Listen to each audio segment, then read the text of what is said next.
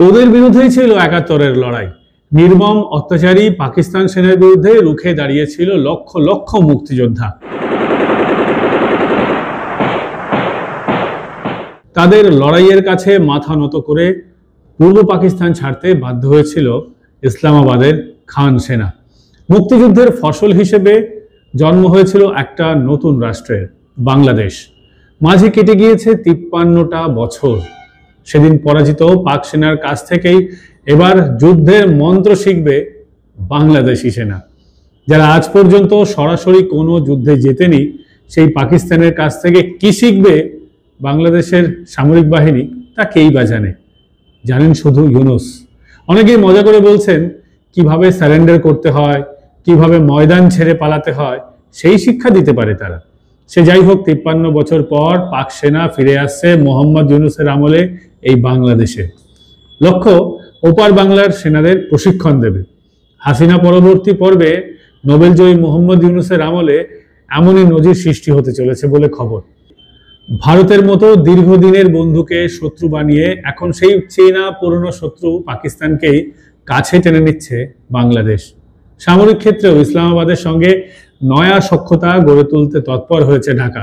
তারই অংশ হিসেবে এই প্রশিক্ষণের ব্যবস্থা বলে জানা গিয়েছে। সূত্রের খবর, মেজর জেনারেল পদমর্যাদার এক আধিকারিকের নেতৃত্বে একটি টিম পাকিস্তান তৈরি করেছে। তারাই বাংলাদেশি এই সেনাকে প্রশিক্ষণ দেবে, ট্রেনিং দেবে। এতদিন বাংলাদেশ সেনার একটা বড় অংশ ভারতের ইন্ডিয়ান মিলিটারি একাডেমিতে প্রশিক্ষণ নিত। এখন সেই দায়িত্ব কাঁধে তুলে নিয়েছে পাকিস্তান। নতুন বছরের ফেব্রুয়ারি থেকে এই পর্ব শুরু হবে জানা গিয়েছে। ময়মনসিংহ ক্যান্টনমেন্টের ডক্ট্রিন কমান্ডের সদর দফতর যেখানে রয়েছে, সেখানে প্রথম দফার ট্রেনিং হবে। তা চলবে প্রায় ১ বছর ধরে। এরপর ধাপে ধাপে বাংলাদেশ সেনার 10টি কমান্ডকেই প্রশিক্ষণ দেবে পাকিস্তান সেনা। বুঝতে পারছেন তো? গোটা বাংলাদেশ সেনাবাহিনীকেই পাকিস্তান প্রশিক্ষণ দেবে। সেই পাকিস্তান যারা মুক্তিযুদ্ধে হেরেছিল বাংলাদেশের কাছে, ভারতীয় সেনার কাছে। ৯৩,০০০ পাকিস্তানি সেনা সারেন্ডার করেছিল, যারা এরপরে অনেক যুদ্ধ হেরেছে। কিন্তু প্রশ্ন হচ্ছে, যারা ১৯৬৫-তে ভারতের কাছে হেরেছে, ১৯৭১-এ ভারত এবং মুক্তিযোদ্ধা বলতে গেলে বাংলাদেশ দুপক্ষের কাছে হেরেছে, ১৯৯৮-তে হেরেছে, মানে ৩ দফার হারার এক্সপিরিয়েন্স, হ্যাট্রিকের এক্সপিরিয়েন্স আছে এই পাকিস্তানের। আর সিয়াচেনের মতন ছোটখাটো ফ্রন্টের যুদ্ধের তালিকা করলে তো দেখা যাবে গোটা 10 যুদ্ধে হেরেছে তারা। তারা কি প্রশিক্ষণ দেবে বাংলাদেশকে বলুন তো? হ্যাঁ, কিভাবে প্রক্সি ওয়ার করতে হয় সেই ব্যাপারটাই তারা ওস্তাদ। তবে ভারতও প্রক্সি ওয়ারের জবাব সার্জিক্যাল স্ট্রাইকের মাধ্যমে কিভাবে দিতে হয়, ভারতও সে ব্যাপারে ওস্তাদ। এছাড়াও অনেক উপায়ে ভারত অবলম্বন করে এই সমস্ত প্রক্সি ওয়ারের। তবে সেটা সরকারিভাবে আমরা বলতে পারবো না, কারণ সংবাদ মাধ্যমে এসব বিষয় না বলাই ভালো। তবে আরাকান আর্মির ব্যাপারটা নিশ্চয়ই ভালো করে টের পাচ্ছে বাংলাদেশ।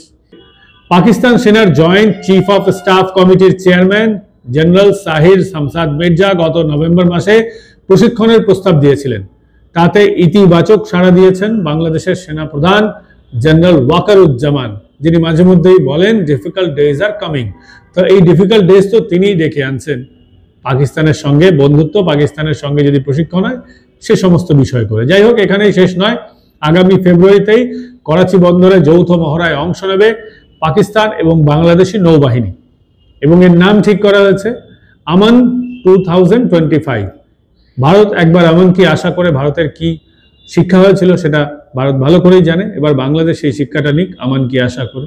যাই হোক, প্রতি 2 বছর অন্তর এই ধরনের মহড়ার আয়োজন করেছে পাকিস্তান, কিন্তু গত 15 বছরে এই ধরনের কোনো মহড়ায় অংশ নেয়নি বাংলাদেশ। এই সময়টা ছিল হাসিনার জমানা, এখন সেই জামানা বদলে গেছে। বিএনপির জামানাতেও পাকিস্তানের ব্যাপারে তারা একটু নরম স্বভাবের ছিল। উল্লেখ্য, ইসলামাবাদের সঙ্গে কোন রকম সামরিক মহড়ার উপরে নিষেধাজ্ঞা জারি করেছিল পূর্বতন হাসিনা সরকার। কিন্তু ইউনূসের নেতৃত্বে এই অন্তর্বর্তী সরকার পাকিস্তান নিয়ে কোনো রাগ ঢাক গুড়গুড় না করে একেবারে বন্ধুত্বের হাত বাড়িয়ে দিয়েছে। বিশেষত সামরিক এবং কৌশলগত দুই পক্ষের সম্পর্ক আরো শক্তিশালী করতে উদ্যোগী হয়েছেন স্বয়ং মোহাম্মদ ইউনূস, নোবেলজয়ী। পাকিস্তান থেকে জাহাজ প্রায়ই আসছে চট্টগ্রাম বন্দরে। সেই জাহাজে কি আসছে অনেক কিছু বলা হচ্ছে, কিন্তু অস্ত্রশস্ত্র যে আসছে না সে ব্যাপারে কোনো নিশ্চয়তা নেই, বরং গোলা বারুদ থাকছে সেই সম্ভাবনাই বেশি। সেই কারণে সম্প্রতি আন্তর্জাতিক সম্মেলনের ফাঁকে পাকিস্তানের প্রধানমন্ত্রী শাহবাজ শরীফের সঙ্গে বৈঠকও করেছেন তিনি বলে দাবি করা হয়েছে, সেই ছবিও সামনে এসেছে। এখন দেখার পাকিস্তান সেনা বাংলাদেশকে সামরিক প্রশিক্ষণ দিয়ে কতটা উন্নত করতে পারে। যারা অস্ত্র ছেড়ে পালিয়েছিল এই মাটি থেকে 1971 সালে, সেই মাটিতেই 53 বছর পর ফিরে তারা কি খেল দেখায়, সেদিকেই নজর থাকবে বিশ্ববাসীর, সেদিকে নজর থাকবে আমাদেরও। আপাতত এখানেই শেষ করছি দর্শক বন্ধুরা। এই ভিডিও আপনাদের ভালো লাগলে কমেন্ট, শেয়ার এবং লাইক করতে ভুলবেন না। যারা প্রথমবার চ্যানেলে এসেছেন তারা সাবস্ক্রিপশন বাটন ক্লিক করে তার পাশের বেল আইকন প্রেস করে দেবেন, যাতে ভিডিও নোটিফিকেশন আপনারা সঙ্গে সঙ্গে পেয়ে যান। আপাতত এখানে শেষ করছি। এতক্ষণ আমি পঙ্কজ বিশ্বাস আপনাদের সঙ্গে ছিলাম এবং আপনারা দেখছিলেন মাধ্যম পডকাস্ট।